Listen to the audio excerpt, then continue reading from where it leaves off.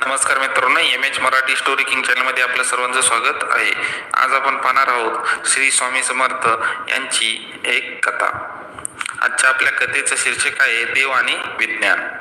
हा व्हिडिओ तुम्हाला शेवटपर्यंत पाहायचा आहे, त्यामुळे तुम्हाला कथेतील स्वामी समर्थ यांचे जो बोध आहे तो समजेल आणि कथेच्या शेवटी मी तुम्हाला या कथेचा सारांश सांगेल, म्हणजेच कथा तेच तात्पर्य सांगेल. त्यामुळे व्हिडिओ शेवटपर्यंत पाहायचा आहे. तुम्ही व्हिडिओ स्किप करायचा नाही. असे केल्याने व्हिडिओ स्किप केला तर तुम्हाला स्वामी समर्थ यांची कृपा लाभणार नाही. चला कथेला सुरुवात करूया. कथेचा शीर्षक आहे देव आणि विज्ञान. गोविंद नावाचा एक अभियंता कर्तव्यनिष्ठ आणि तेज बुद्धीचा होता, पण तो देव काही मानत नव्हता.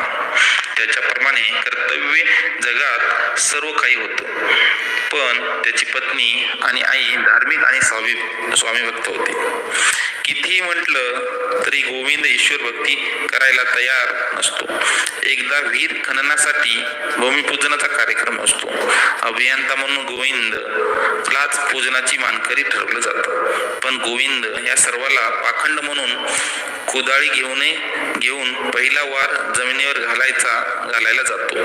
पण काय, कुदळ उचलल्यावर बरोबर गोविंदच्या छातीत अत्यंत वेदना होतात. कुदळ हातातून गळते.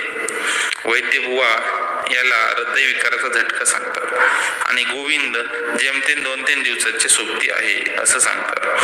गोविंद अंतरुणात खिळून राहतो. तितक्यात भुजंग येऊन सांगतो की तो या गावी कीर्तन करायला आला होता. तेव्हा स्वामींनी त्याला दृष्टांत देऊन सांगितलं की गोविंदाला घरी जाऊन निरोप दे की त्याचा रोग ललिता स्तोत्र वाचल्याने बरा होईल. तरीही गोविंद विश्वास न करून स्वामी वचन फेटाळून लावतो.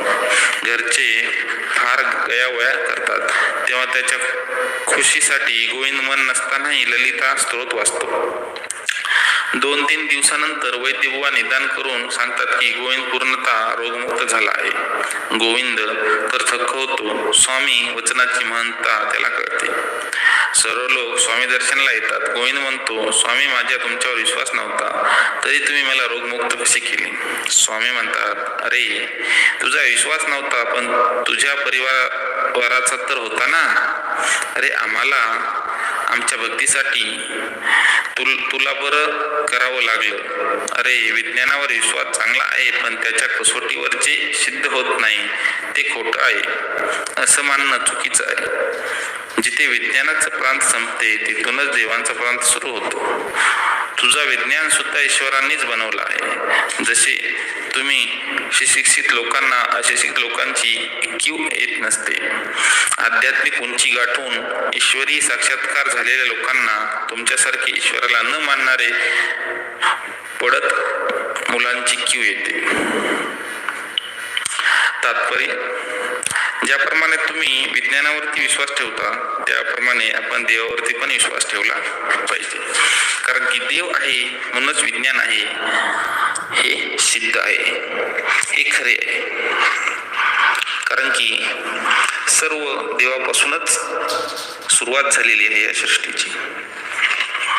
असेच नवीन व्हिडिओ पाहण्यासाठी चॅनलला लाईक आणि सबस्क्राईब करायला विसरू नका. आजचा आपला मी एक प्रश्न विचारणार आहे तुम्हाला. त्या प्रश्नाचं तुम्हाला उत्तर आपल्या कमेंट बॉक्समध्ये द्यायचे आहे.